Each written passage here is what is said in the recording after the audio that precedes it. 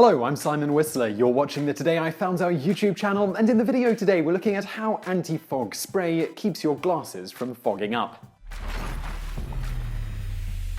The fog you may sometimes experience on your glasses or goggles occurs when atmospheric humidity near the lens condenses. This happens due to a relatively significant discrepancy between the air temperature of the lens and the surrounding air. As the surface attempts to reach an equilibrium between the two temperatures, heat energy is given up, and as the energy within the gaseous water molecules decreases, they form into tiny water droplets on your lens, otherwise known as fog.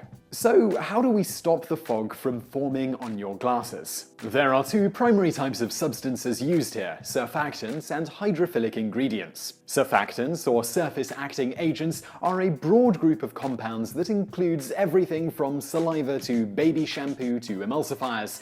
Incidentally, it is a surfactant that is the reason certain things taste disgusting after using toothpaste. You can see our video on why does orange juice taste awful after brushing your teeth. Surfactants also play a key role in why dropping a Mentos into something like Diet Coke produces such a strong geyser-like reaction. These work by lowering the surface tension of water. In the case of lens fog, which is essentially just a bunch of tiny water droplets, the surfactant's ability to lower surface tension helps prevent tiny droplet formation. So instead of numerous tiny droplets forming all over your glasses, you get a very thin film of water that isn't likely to interfere with your vision. If you don't have an anti-fog spray handy, in addition to human saliva and shampoo, other soaps, glycerin, and even as previously mentioned, certain substances in toothpaste are surfactants and thus will effectively prevent fog from accumulating on a lens. The other primary method for preventing the fog is to cover the lens with a hydrophilic coating, which may include a polyvinyl alcohol, polymers, hydrogels, and colloids.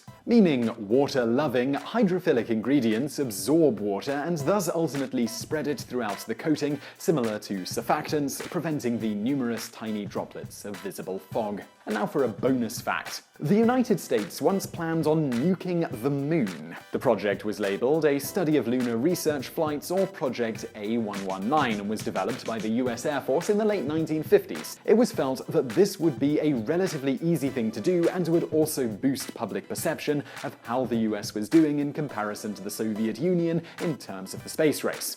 A young Carl Sagan was one of the scientists who worked on this project, hired to study how exactly the resulting cloud would expand on the moon so that they could be sure it would be clearly visible from Earth. Sagan felt that the project had scientific merit and that the cloud could be closely examined by scientists. The project was eventually scrapped as it was determined that the public would not respond favorably to the US dropping a nuclear bomb on the moon. So I really hope you found that video interesting. If you did, please do give us a thumbs up below. And if you've got a suggestion for a video that you would like us to make, please do leave it in the comments below. And if you see one that you like, hit the thumbs up button, and the ones that rise to the top we are most likely to make. So have a look in the comments below and leave a suggestion if you feel like it. Also, over there on the right, a couple of other videos you might enjoy if you enjoyed this one. And thank you for watching.